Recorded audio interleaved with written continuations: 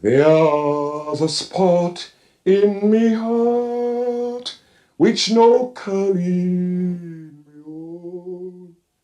There's a depth in me soul never sounded unknown. There's a place in my memory, my life, that you feel. No one ever take it, no one ever will. Sure, I love the dear silver that shines in your hair, and the brow that's all furrowed and wrinkled with care. I kiss the dear fingers so toil worn for me. Oh, God bless you and keep you, Mother McCree.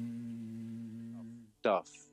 All right, now I'm reading from this book. It's called The Proceedings of the Royal Irish Academy, second series, volume 2, Light Literature and Antiques, Dublin. This is published from the years 1879 1888. It says here, I'm on page 47 of this book.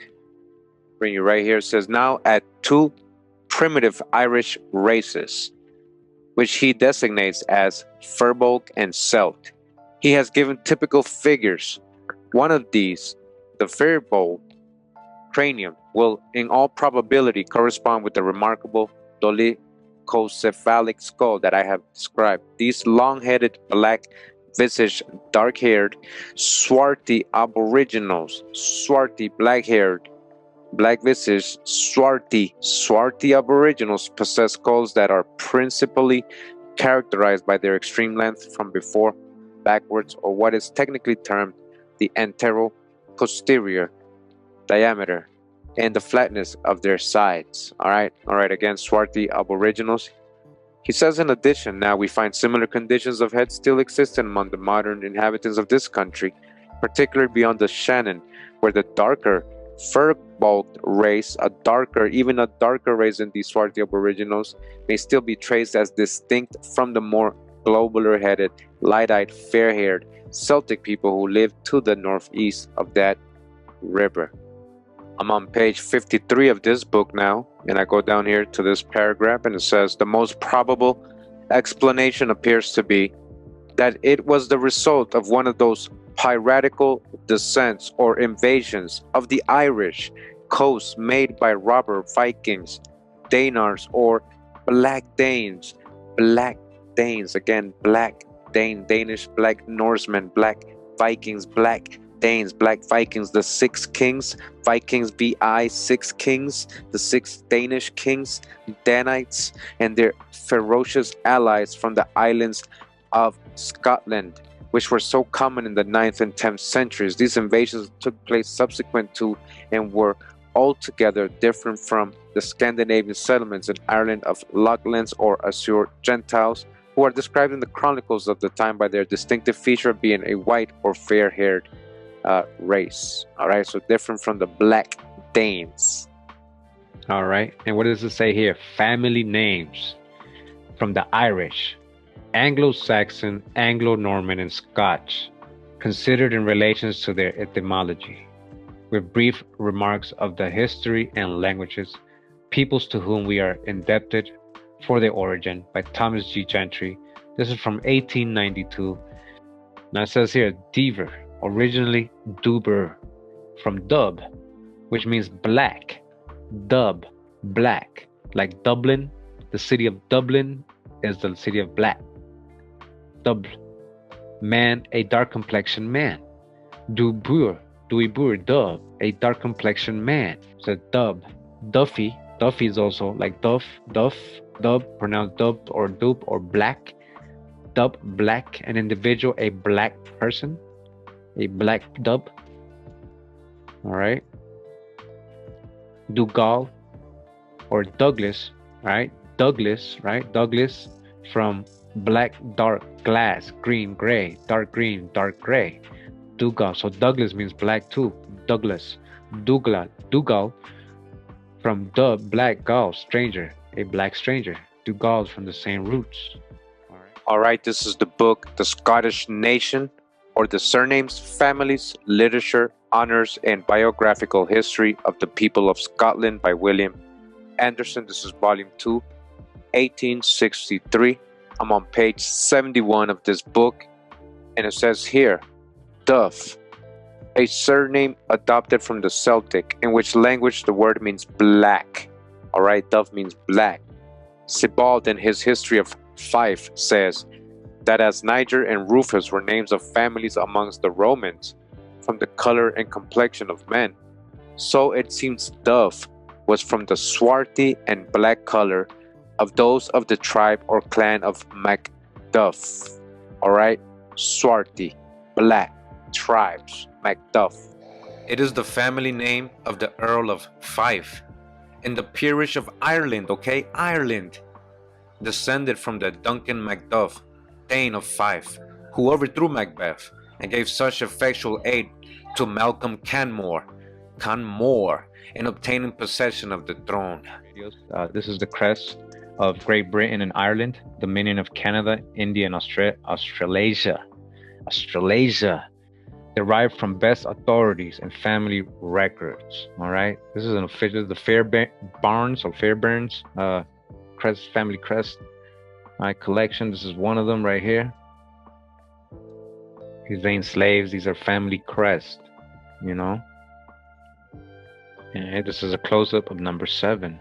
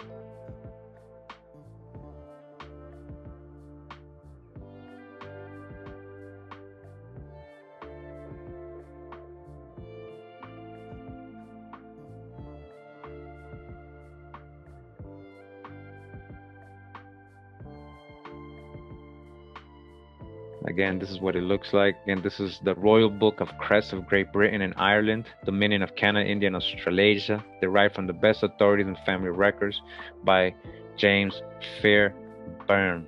All right, 1883. You hear Riddles of Prehistoric Times by James H. Anderson. All right, Riddles of Prehistoric Time, J.H. Anderson. The Iberians in ancient times inhabited the western and southern part of Europe, the northern part of Africa, in fact, all parts reached from the Mediterranean Sea, the Basque in Spain and France, the little dark Welshmen, the Scotch and black Celts to the west of the Shannon River in Ireland, as well as the same kind of men in Brittany and Aquitaine in France, the Guanches of the Canary Islands, and the Berbers in Africa are all probably the remnants of the race, right? So he's grouping all these people to the same people. A lot of you've seen his books, you know, The Negro Question, and there's like about 6, 7, 8 parts by Lee Cummins. Now, this is the basically the introduction of the book. It says that this book has been designed to shed light on the missing link between the two sciences, history and genetics. We have been trained to trust without question what we are taught in the academia, absolutism of these United States. Now a new science has emerged that has produced results that are in direct conflict with the history that is being taught in the classrooms, all right? That science is genetics. But what is this issue? The pebble in the shoe that is putting genetics against history. The world history that is being taught in the classrooms omit the existence of the Black Scots, Black Irish, Black Brits, Black Italians, Black French, or Black Europeans that were sold directly into the American slave plantations. Again, what had I been saying? Who was really coming in over here in ships by the thousands and thousands and thousands? That was Europeans. Oliver Cromwell in Ireland. All right, so pay attention to this. It says Oliver Cromwell was Lord Protector of the Commonwealth of England, Ireland, and Scotland after the assassination of the Scottish English King Charles I. Upon taking military command of the Commonwealth, he invaded Ireland. And history states that he committed genocide in Ireland. All right, this is facts. This is history, and he did this to people of color, thousands of them, against the black population, so-called black population, black Irish. The black Irish that he didn't kill, he sold into the slave trade. The what? The slave trade, the real Middle Passage. This is what we've been learning recently, right? Right? If anybody foreign came, it wasn't mainly Africans. It was actually European indentured servants. They were sending convicts, undesirables. Remember, we've already gone through the primary sources, and we're going to continue. I'm going to show you way more of this proof. In 1641, Cromwell had 300,000 black Irish. Again, 300,000 black Irish sold into the North Atlantic slave trade, and in 1650, he had 100,000 Irish Scottish children sold into the Barbados. This is history. We've gone over this. Now, this is the family Gilbert crest, as he's saying, Irish coat of arms. All right, get a little close up, you see? This is the Gilberts from Ireland. You can look this up. It says this is an image of black Irish coat of arms from the Gilbert family. 3 of the Gilberts related to this coat of arms have been traced to Barbados. Thomas Gilbert, Barbados 1635, all right? Do the genealogy, do the research, follow up if you want to prove it. Francis Gilbert, Virginia, 1736, and Robert Gilbert, Barbados, 1678. He's letting you know these are black Irish, these people that landed in Barbados. The timeline fits with the eyewitness accounts of the Irish being shipped into the slave trade, but I have greater witness than this, he says. It says here on page 32, North Atlantic Slave Trade, Rod Hart Report, 1976. I look it up. The black Irish that came into Jamaica had 2 places of origin, either Ireland or Barbados. Close to 300,000, all right? 300,000 black Irish came directly from Ireland, and the rest came from Barbados. 70% of all black slaves on the island of Barbados came from Ireland. Again, 70% of all black slaves on the island of Barbados came from Ireland. In the 1925 census of Jamaica, there were 916,000 people on the island, and only 2% were white.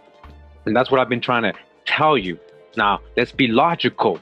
If we know there's not Africans coming over here, right? But they are bringing hundreds of thousands of Europeans as indentured servants over to the sugar plantations.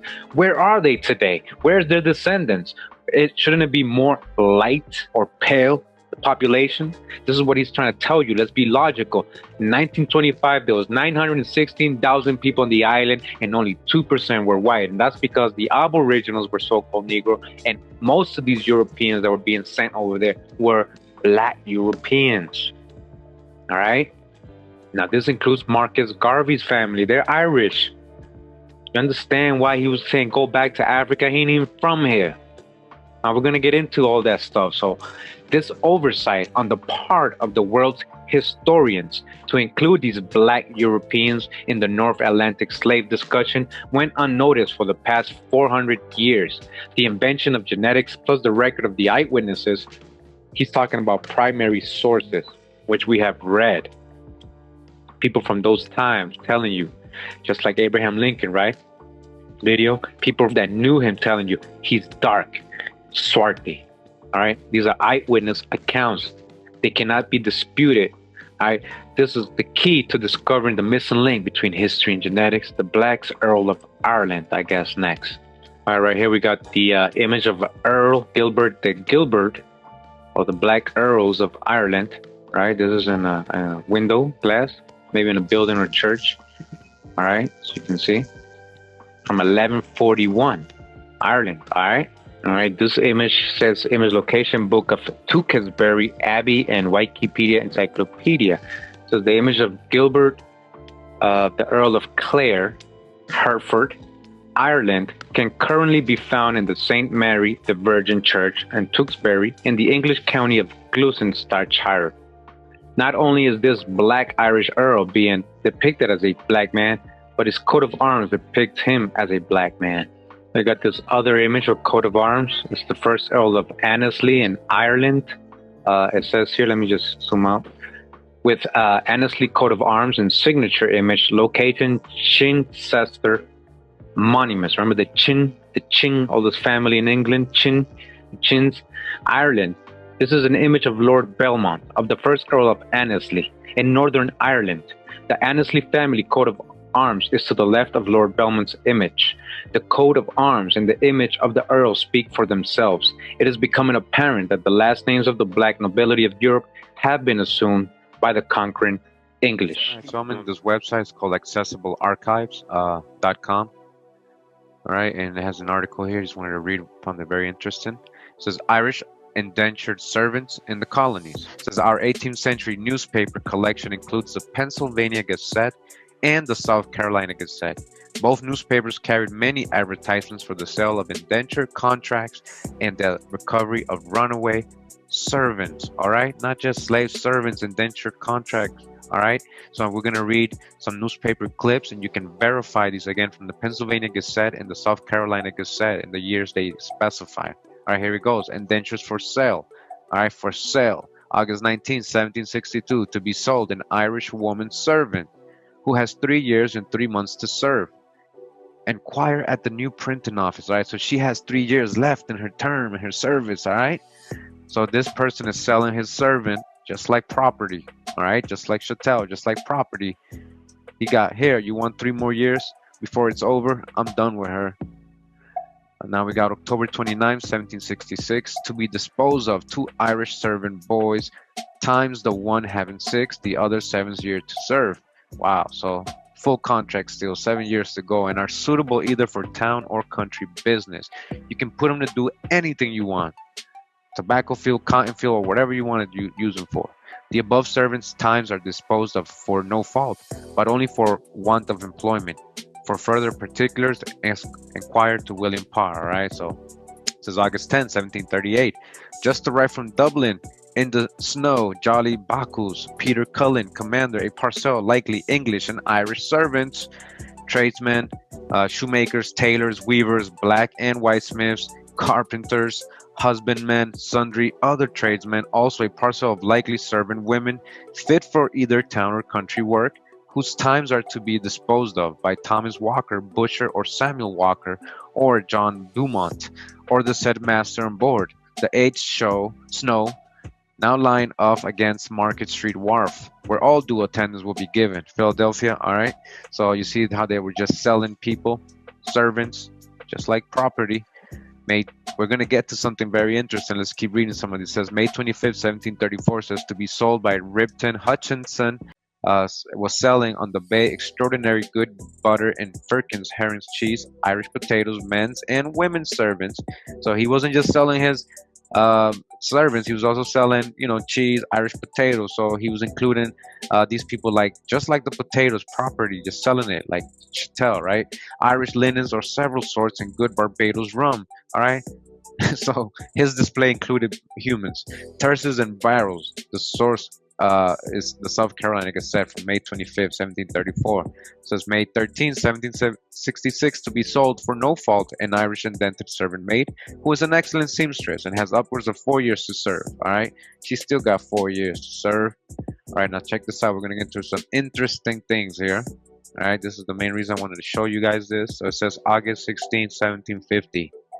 A runaway on the 12th instant from Joseph Jackson of London Grove, Chester County, an Irish servant man named William Farrell, of middle stature and brown complexion.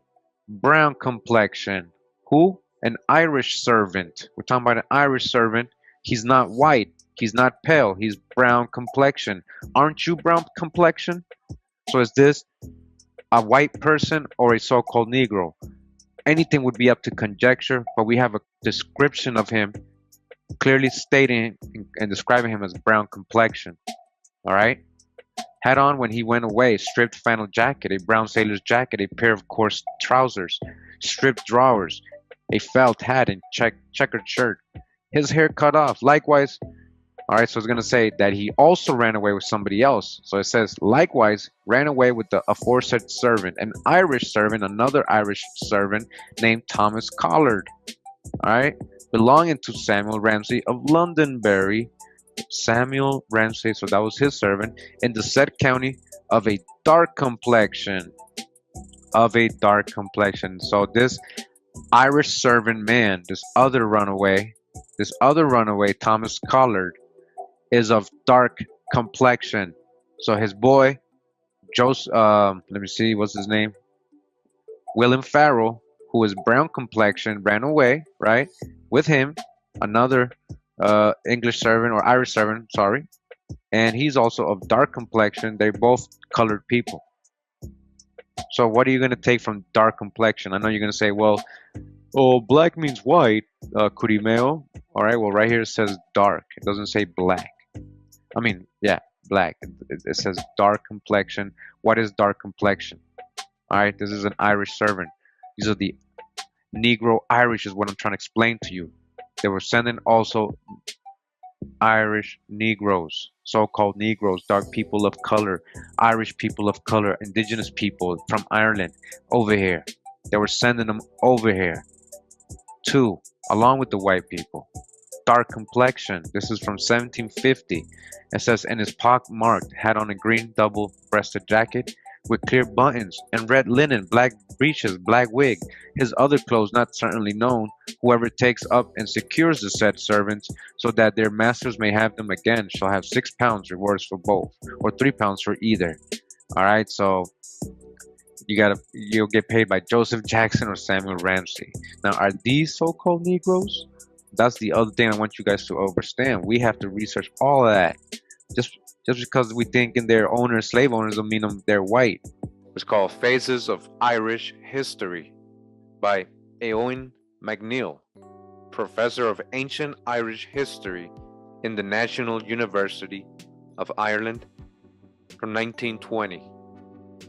Page 62, Pre-Celtic Inhabitants of Ireland, says, so far as the Iberian theory is not mere vacuum filling, it appears to rest on a single passage of Tacitus. He is describing the Silures, a British people whose territory was in the south of Wales, and who offered a very fierce resistance to the Romans. The swarthy complexion of the Silures, again, the swarthy complexion of the Silures, he says, the prevalence of curly hair among them, curly hair, and their position over against Spain argue that the ancient Iberians must have crossed over from Spain and occupied the territory. We have often heard the occurrence of similar physical traits in the west of Ireland ascribed to a more recent Spanish mixture. In 1851, a new variety of Norsemen arrives on the Irish coast. They are called the Black Heathens, the Black Foreigners, the Black Lochlannachs, in contradiction to the Fair Heathens, Fair Foreigners, or Fair Lochlannachs, who had been here before them. The Welsh chronicle, the Annals Cambria, makes it fairly clear that these Black Heathens were the Danes. They came in hostility to the Norwegians, with whom they fought fierce battles, and we have already seen that for a number of years the Danes held the chief power in the Hebrides.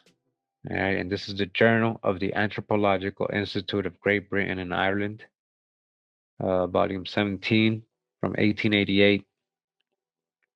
Long before the Roman conquest, the intrusive Aryan Celt had been intermarrying with the older inhabitants of the country, who doubtless belonged to more than one race, the result being that the so-called Celtic race is an amalgamation, all right, of races different physiologically but dominated by a common moral and intellectual character. The consequence of subjection for a long series of generations to the same conditions of life, it has become a commonplace of ethnology that the so-called Celtic race includes not only the fair-complexioned Aryan Celt, but also the black Celt or Iberian with the dark skin, black hair and eyes and small limbs. The subject, however, is much more complex than this simple division would imply. We have seen that under the red Celt are included two distinct varieties.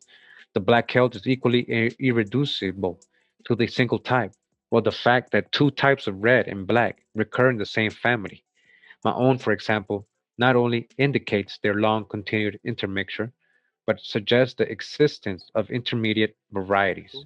It's called plantation production and white proto slavery, white indentured servants, and the colonization of English West Indies, 1624, 1645. All right.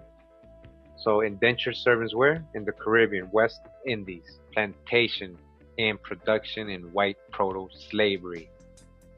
And this is from the Americas volume 41, number 3, from January 1985. You can find this on pages 21 to 45, about 25 pages, published by the Cambridge University Press. So it says here, the effective colonization of these islands, and they're saying St. Christopher, which is St. Kitts, in 1624, Barbados, 1627, Nevis, 1628, Montserrat and Antigua in 1632 was possible. So these islands were possible because of early emergence of large plantations, which were clearly designed for large-scale production and the distribution of commodities upon the world market.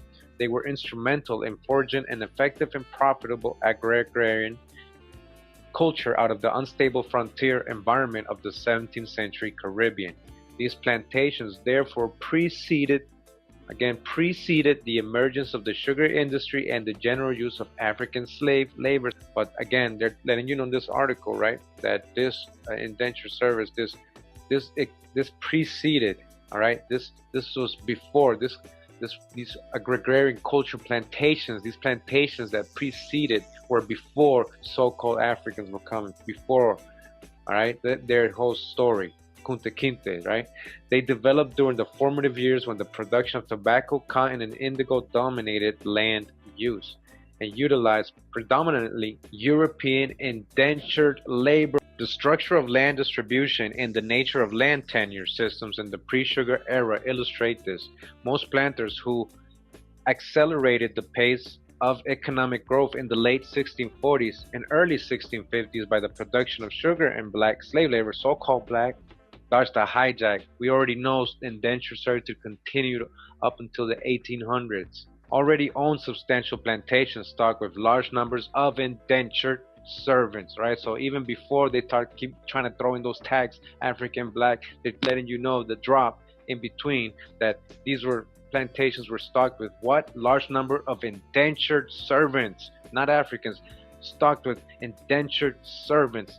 Continuing in this article in part 2, it says the system of commodity production was built upon the labor of thousands of indentured servants imported from England, Ireland, Wales, and Scotland. All right, these were the people that were supplying these Caribbean plantations, the early colonies with, and it was Europeans, again, not Africans. Unlike the Spanish settlements in the Greater Antilles, Barbados and the Leeward were not densely populated with Indians who could be reduced to chattel slavery.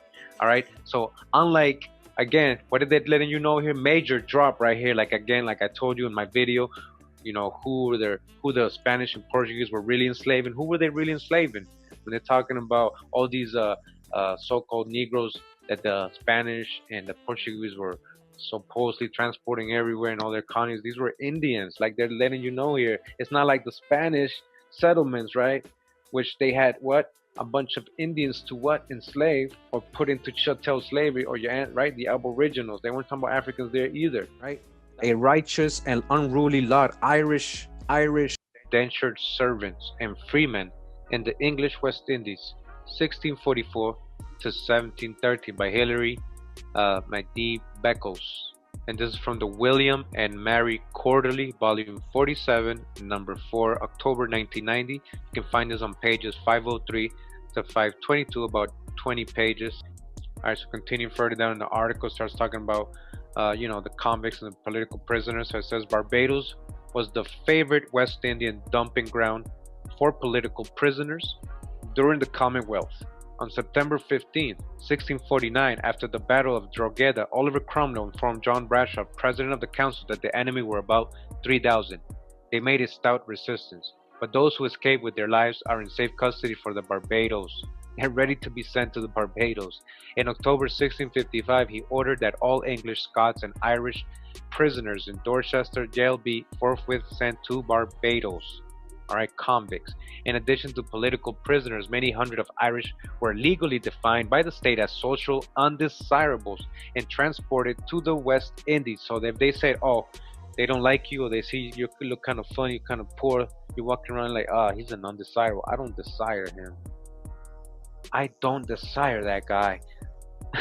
So he got sent because I don't desire that guy. He got labeled and not desirable, and he got transported to the West Indies to help meet the insatiable demand for sugar planters for labor. All right, we just got the other article about sugar plantations.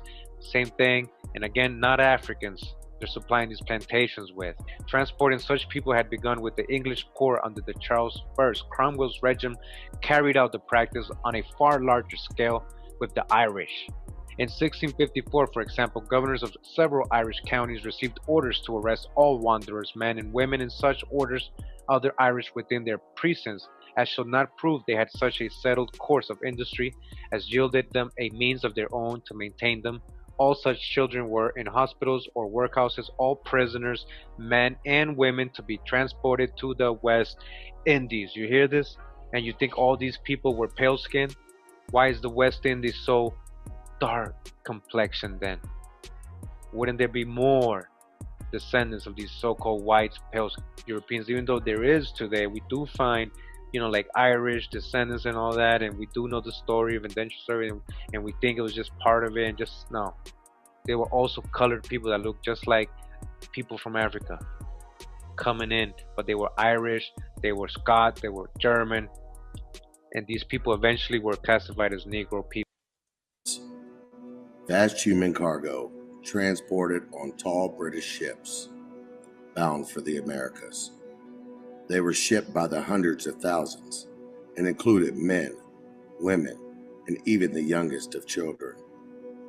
Whenever they rebelled or even disobeyed an order, they were punished in the harshest of ways. Slave owners would hang their human property by their hands and set their hands or feet on fire as one form of punishment.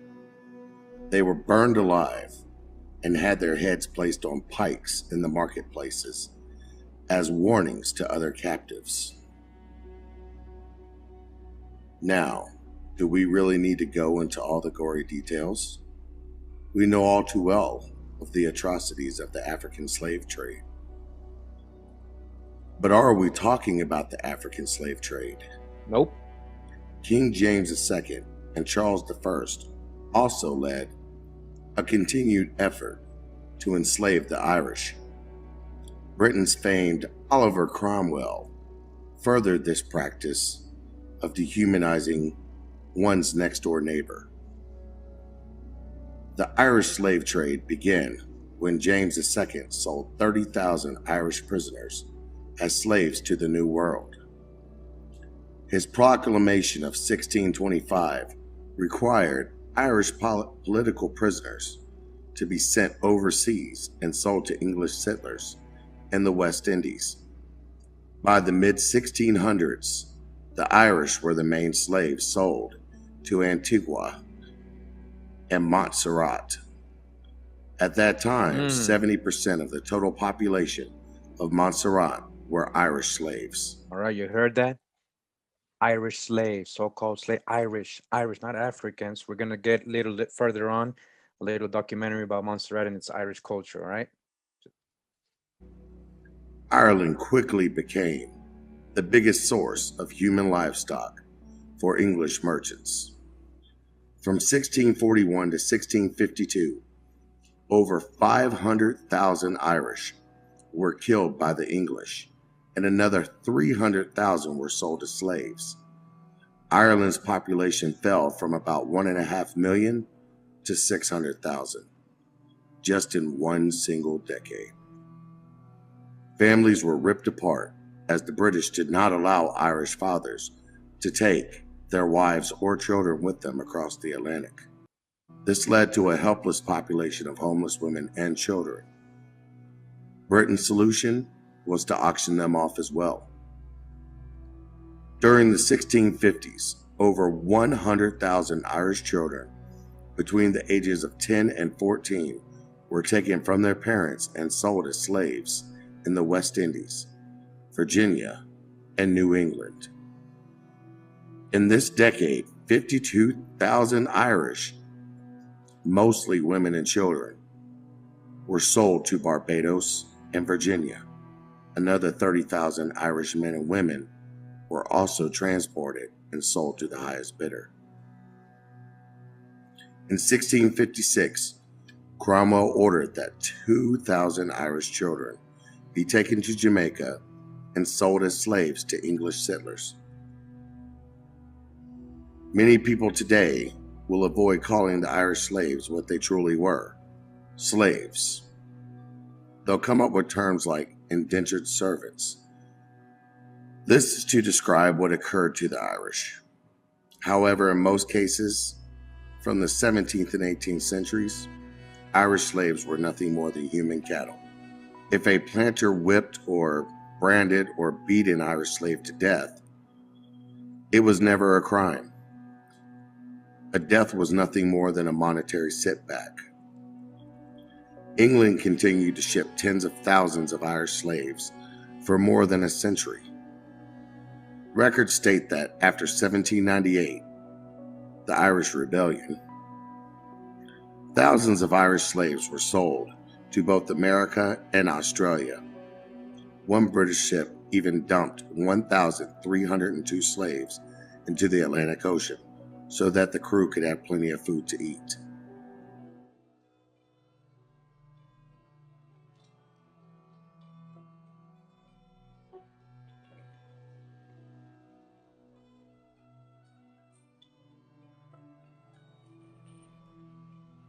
For a relaxed, get-away-from-it-all holiday, visit Kinsale in the sunny southwest. Laze in a boat along its Atlantic shore, anchor at Fox's Bay, Roach's Bluff or Sweeney's Well, or just lounge in the shade of the tree-lined beaches.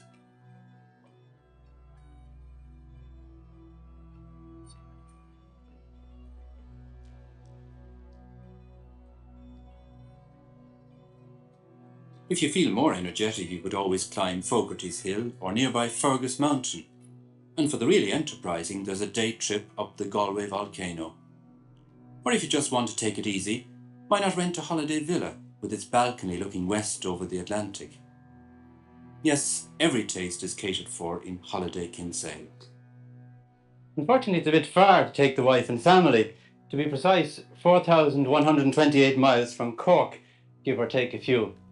It's on the Emerald Isle, all right, and they'll feel quite at home among its Atlantic beaches, green fields, harps and shamrocks.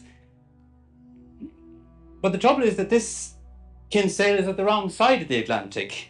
It's Kinsale in Montserrat, a West Indian island, the Emerald Isle of the Caribbean, and home of a unique race of people, the Black Irish. There's a spot in me heart which no carry. There's a depth in me soul never sounded anew. There's a place in my memory, my life, that you feel. No one ever take it, no one ever will. Sure, I love the dear silver that shines in your hair, and the brow that's all furrowed and wrinkled with care. I kiss the dear fingers so toil-worn for me. Oh, God bless you and keep you, Mother McCree.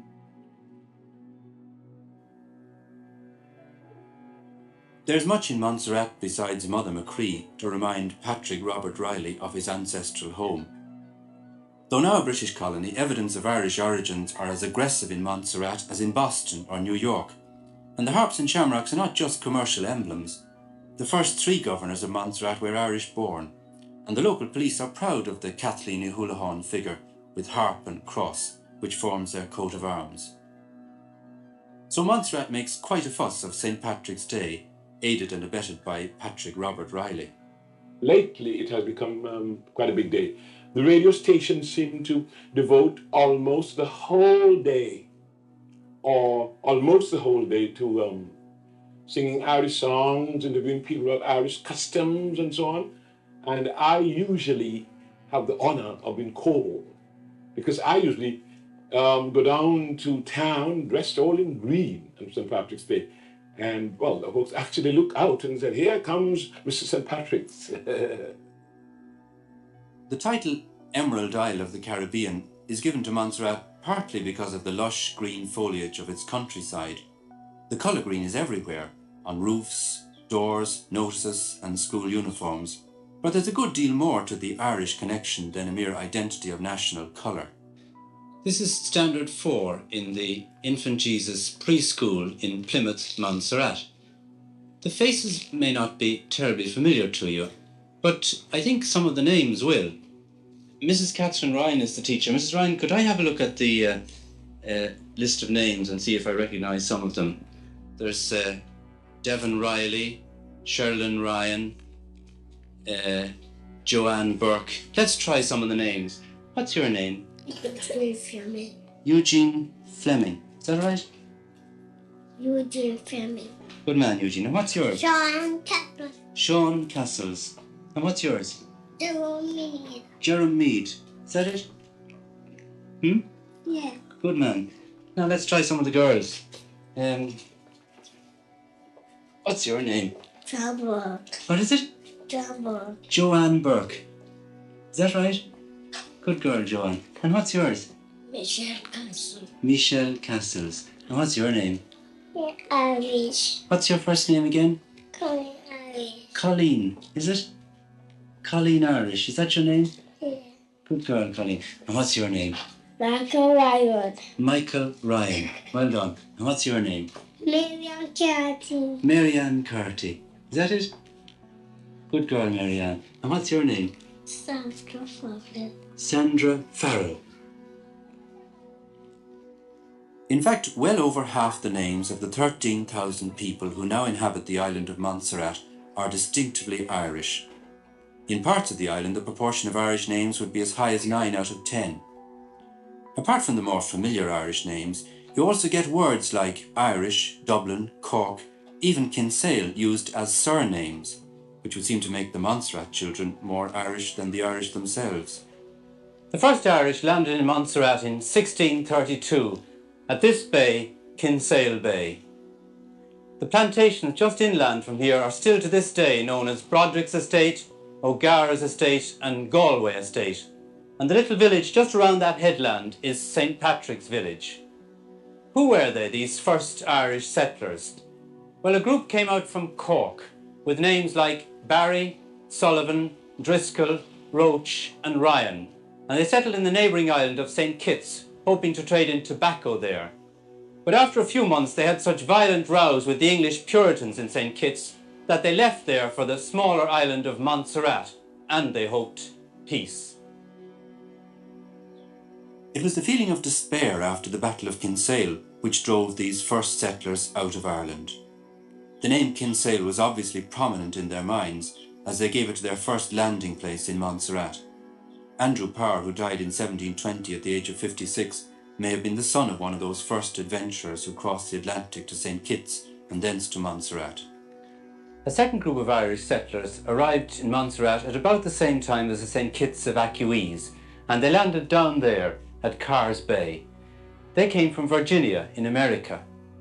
Lord Baltimore was just crossing the Atlantic to organise his settlement of English Catholics in Maryland. He brought with him his chaplain, an English Jesuit, Father Andrew White. With typical Jesuitical industry, Father White kept a diary of the voyage. January 26th, 1633. By noon we came before the island of Montserrat, wherein is a noble plantation of Irish Catholics, whom the Virginians would not suffer to live with them because of their religion.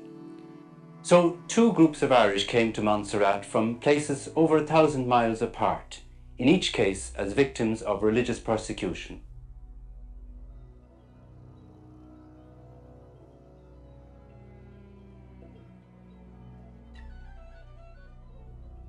For almost 10 years, these 2 groups of Irish settlers found peace. The high mountainous ridge down the centre of Montserrat gave abundant water, and the warm, moist climate enabled them to farm almost as they had in Ireland.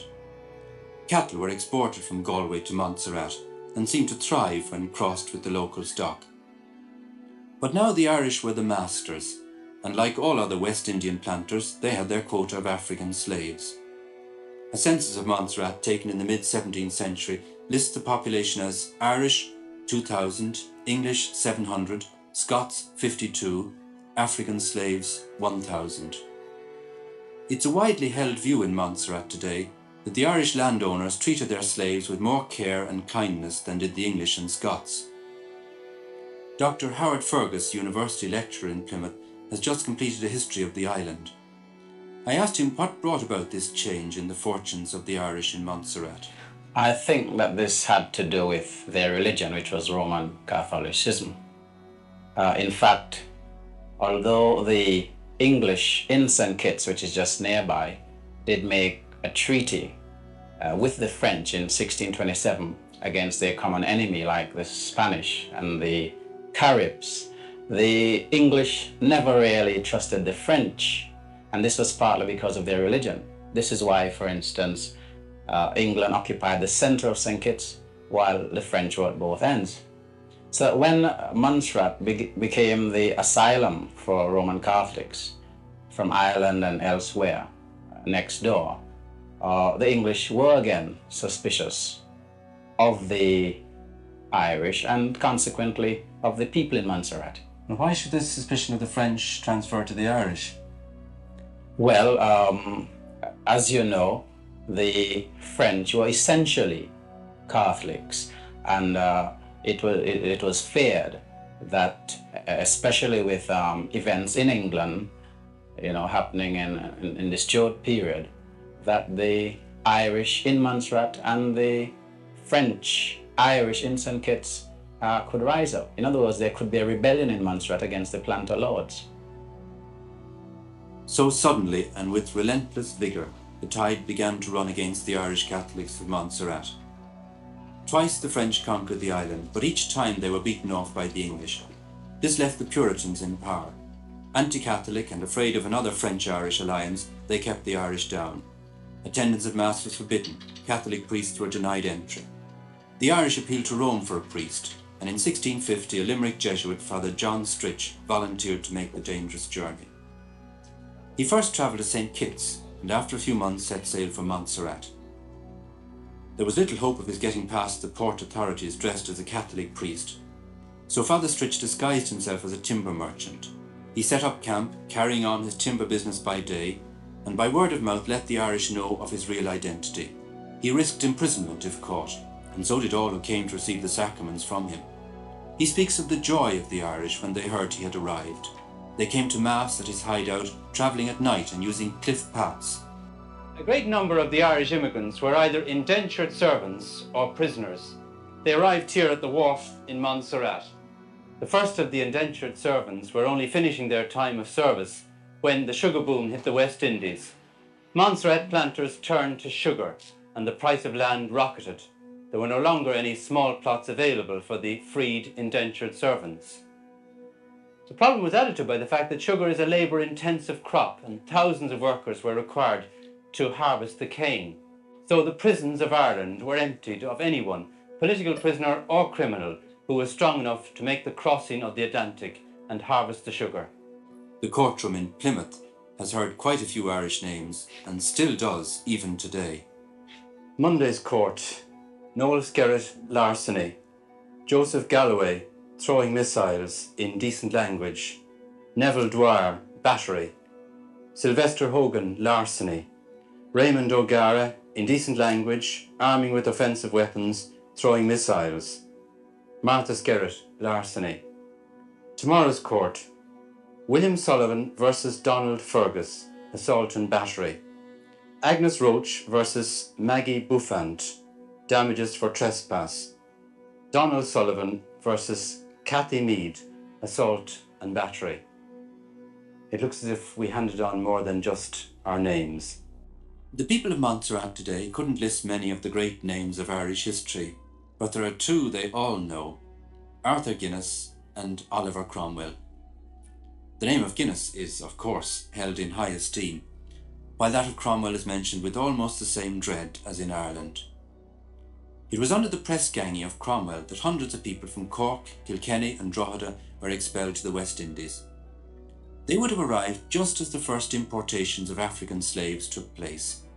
So, both cruelly uprooted from their homes, Irish and African Negro shared a common suffering, a common grievance, and for the most part lived together in peace and common understanding. However, there is a record of one insurrection of black slaves against their Irish masters. St. Patrick's Day was chosen because the Irish would have been celebrating that day. And the slaves thought that this was a good day to perhaps take them unawares. In the end, the plot was betrayed by slaves themselves, and this could stem from perhaps some love for the Irish masters, I don't know. Montserrat Catholics today are centred mainly on the area around Plymouth. This is probably due to the influence of one of the most famous Montserrat Irish families, the Hamiltons. Before the Catholics were allowed to have a church in the town, the Hamiltons gave their large business premises on Parliament Street as a place of worship. The building is still called Treselyan or Shamrock House. The occasional priest visitor to Montserrat said Mass there. It kept a remnant of the faithful together. I pray, Lord, that whatever I do or whatever my hands find to do, Lord, it may be prosperous. I pray that whatever I do, it may be a help to others. What I can do, Lord, help me to do. Give me courage that I might be able to learn and labor truly for my honest living, that I will never beg my bread. I know that I live to Lord.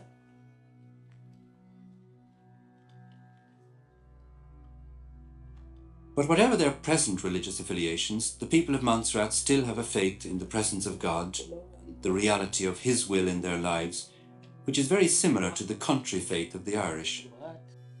There must have been times when the Irish emigrant workers in Montserrat felt as if they were walking through the deep mists of a soft summer's day in Ireland. 4,500 miles to the northeast lay home, but once they left it, few returned to make that long and expensive journey across the Atlantic. So they tried to make Montserrat a home from home, a place where the old Irish customs and comforts would be enjoyed and preserved. I've always heard that we speak with a distinct Irish brogue.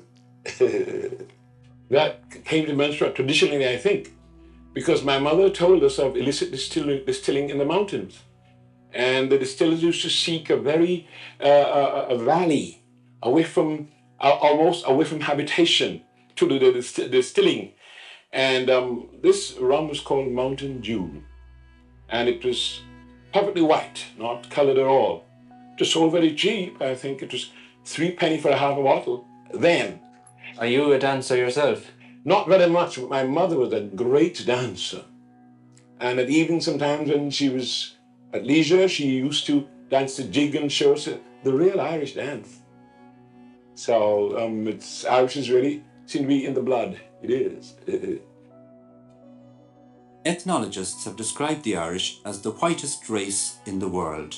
Certainly in the US, where Irish and Negro have lived in close proximity, the result has often been acute tension.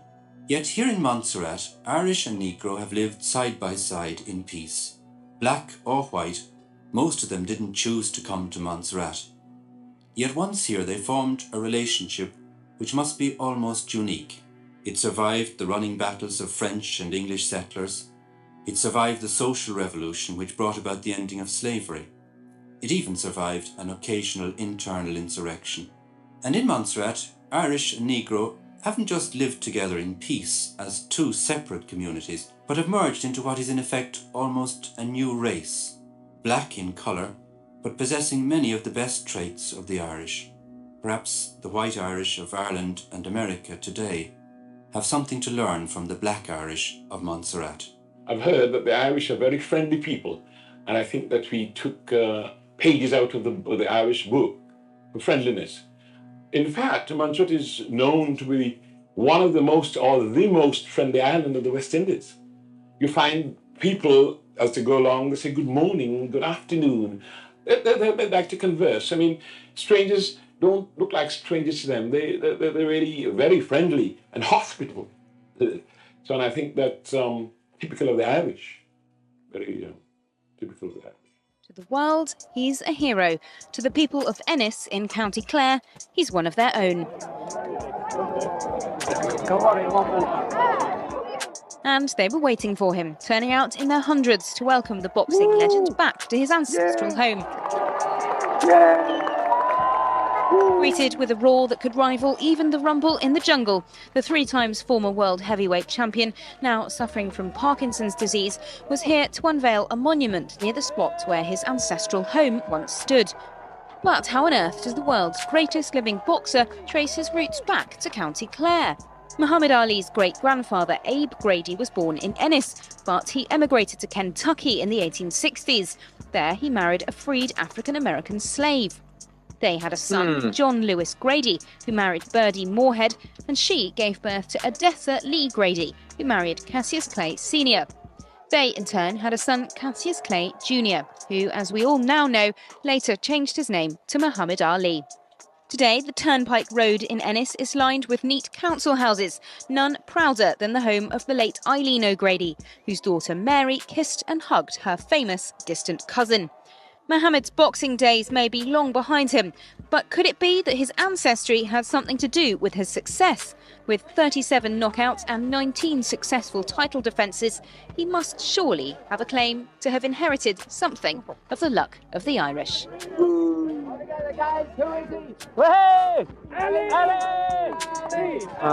Ali, Ali, Ali, Ali.